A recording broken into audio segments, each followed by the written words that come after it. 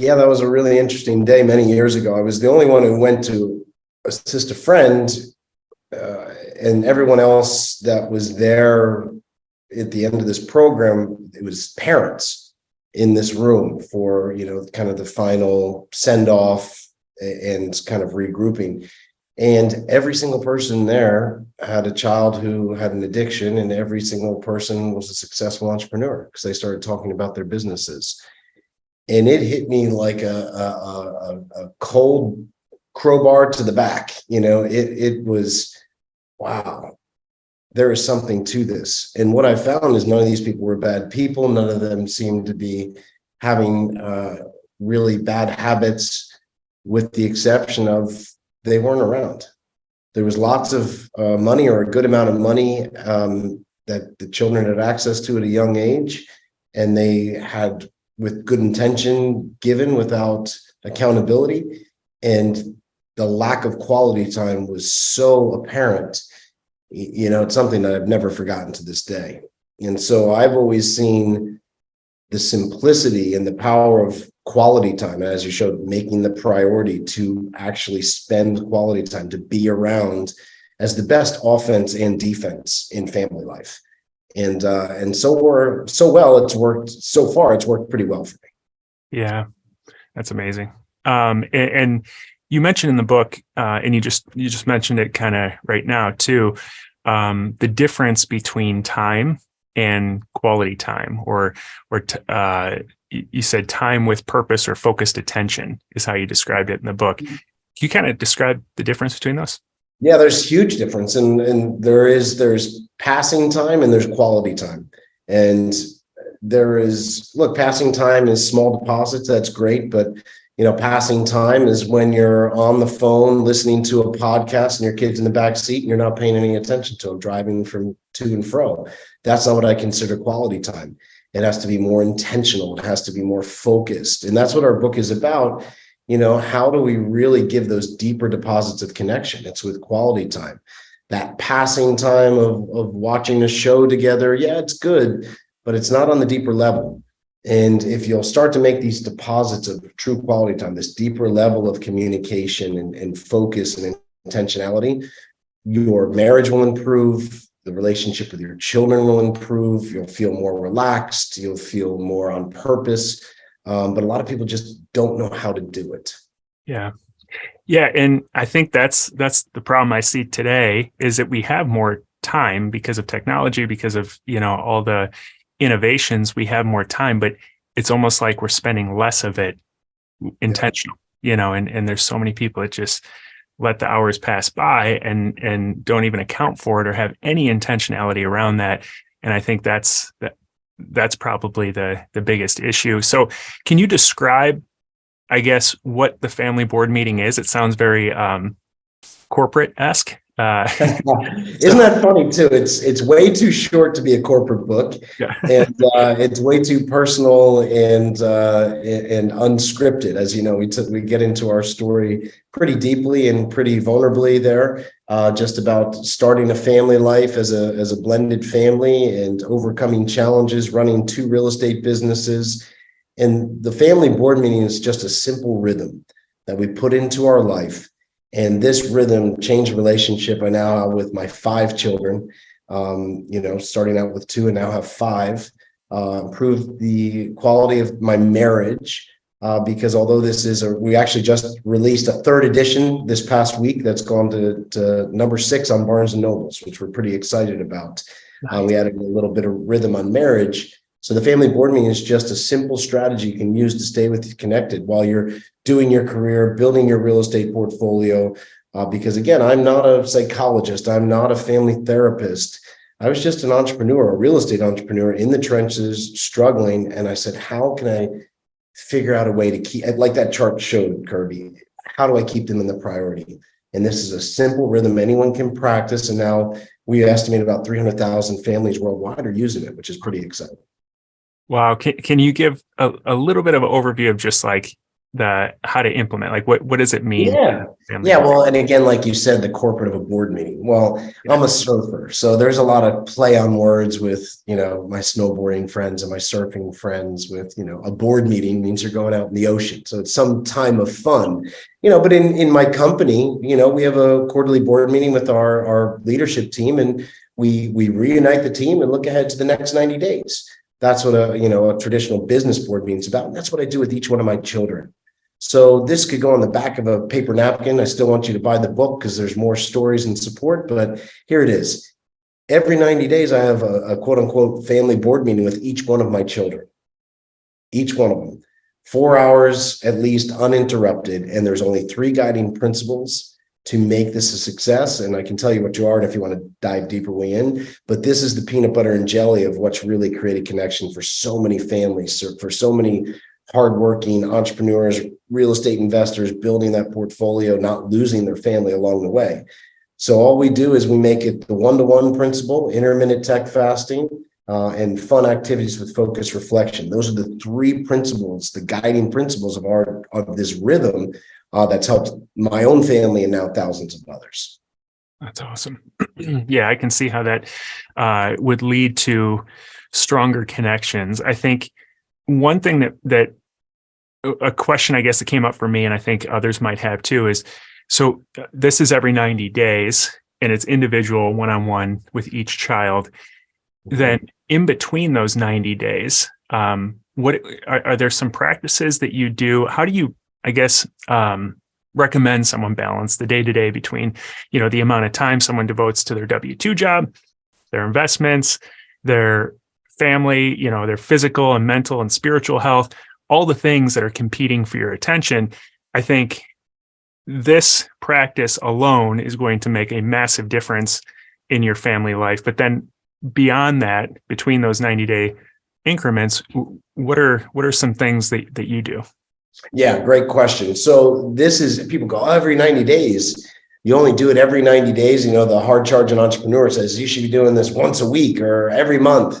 Look, there is time and space to make this more special. When you have that anticipation, still looking ahead, a reflection on the last one, 90 days has some real psychological elements to it. So when I do this every 90 days with my children, and think about this, a lot of people out there, they've probably never spent, sad enough, a one-on-one day with their father, just one-on-one with no distractions, no phone, doing something a whole day in that they chose for their whole life. I mean, for that whole day that the parent goes all in.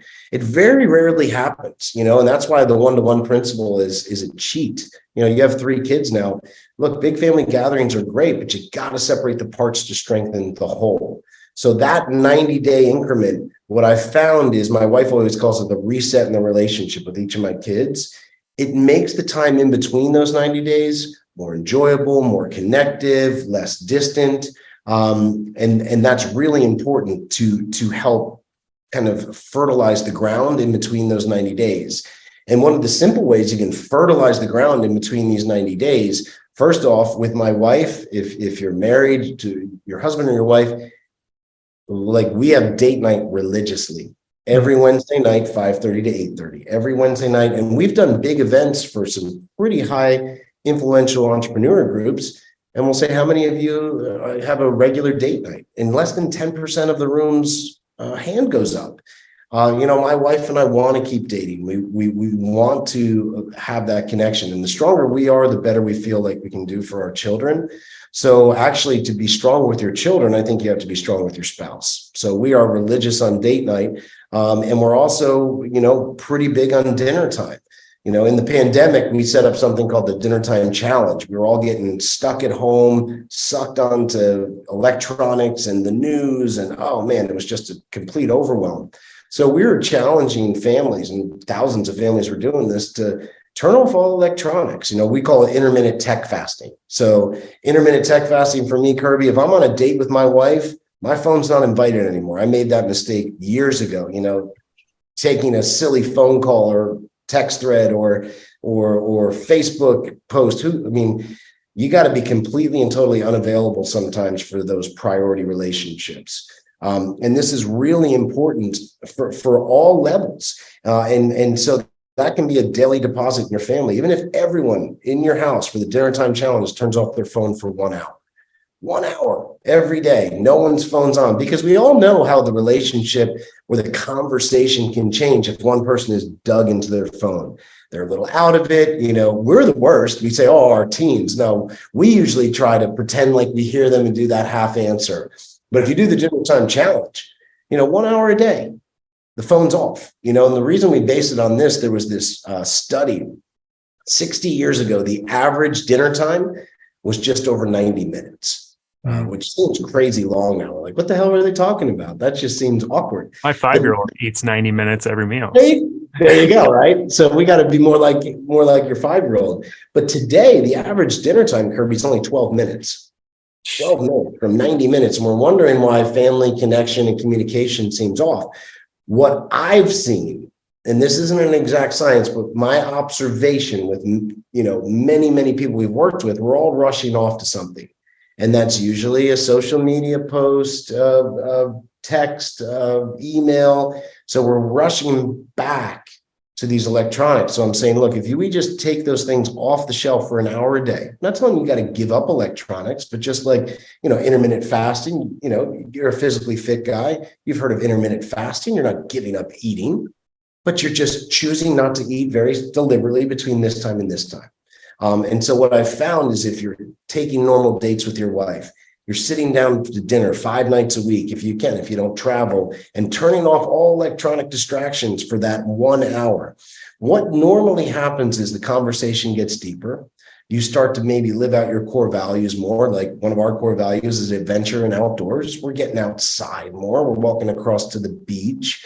And again, these are small deposits, but man, do they add up? Man, is that when sometimes that unexpected conversation will be able to come out. So that's really important. Yeah, so good. And what it keeps bringing my mind back to is just intentionality. It's not, you don't have to go, like you said, and live in a hole somewhere and give up all electronics, but just be intentional. Don't let life control you, control your life.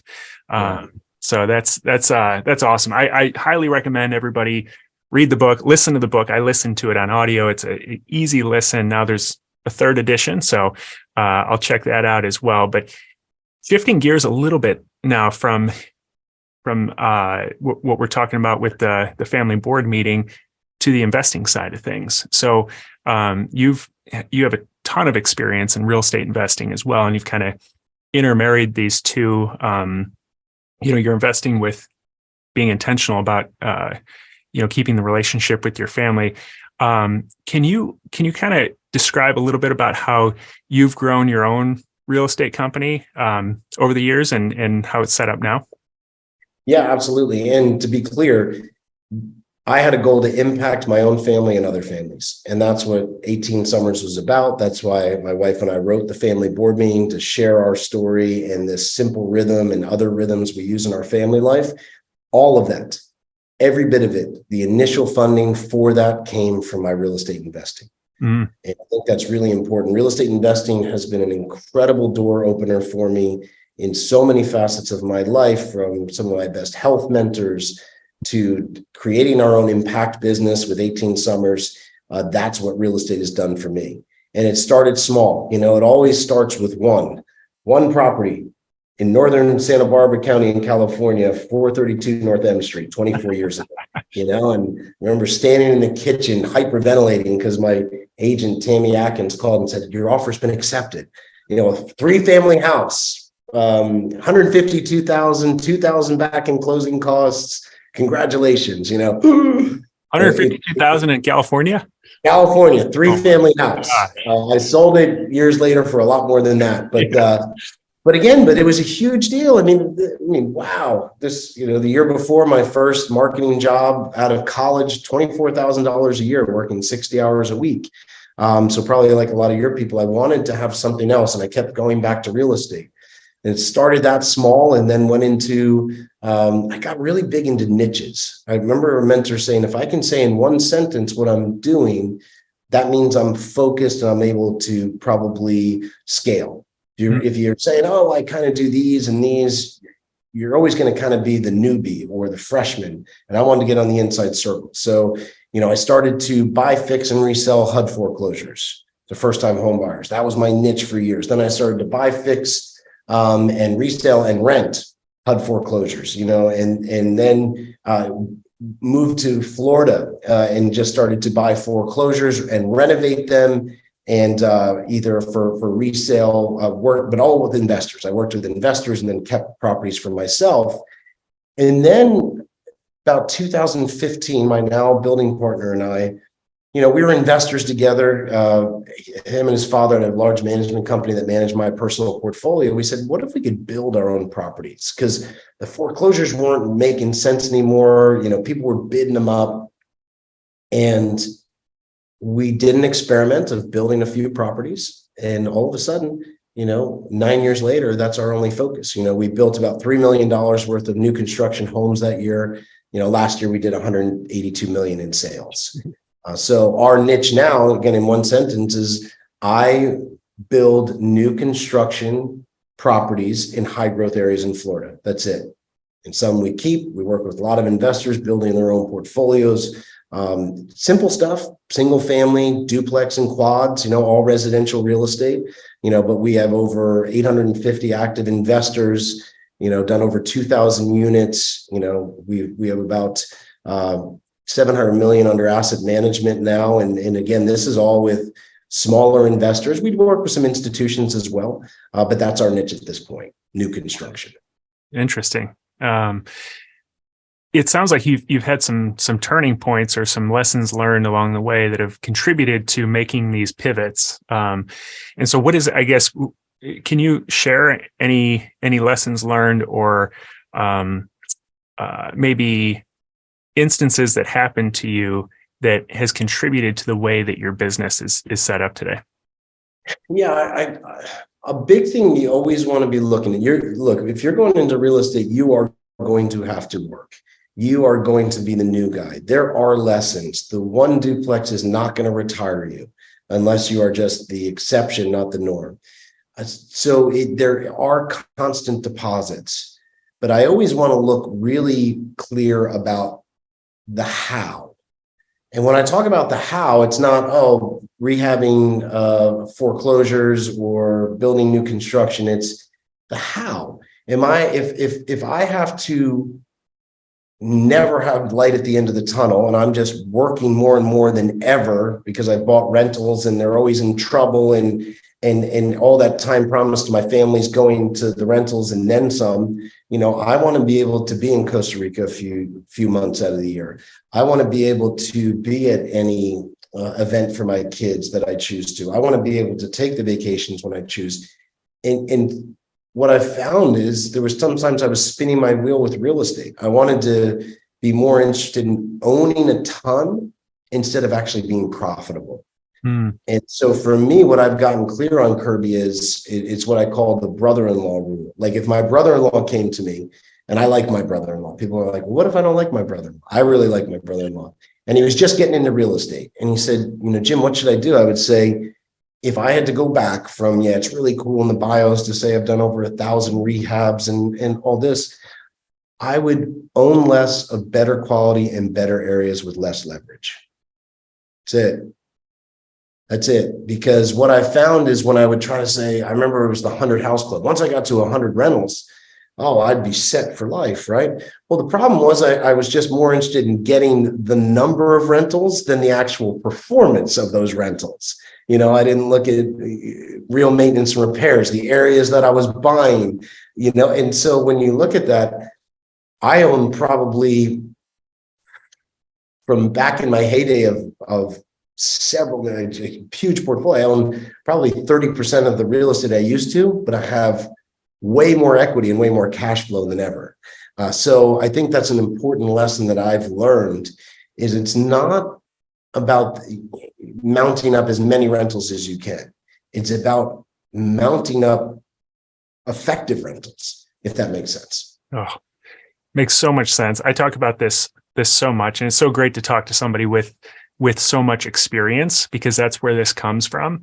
As you, I think, are in business longer and longer, you start to look around and you see that so many people talk about vanity metrics all day long, including, like you said, like 100 properties, or I have a 7-figure business, or all these things that who cares if you have a 7-figure revenue business, if it costs you 7.5 figures to operate that business. That sounds terrible to me. I'd much rather have $100,000 business that has extremely low expense ratio and it's all profit. So that's exactly what you're speaking to here. You're actually identified what are the true metrics that are going to move the needle and support your lifestyle, which a lot of real estate investors don't talk about. They just talk about how much can I accumulate for some reason. And the whole reason you're accumulating it is to support your lifestyle and support the life that you have designed. So I love hearing that advice. And if you didn't catch that part of it, go back and re-listen to that because that is it's so valuable.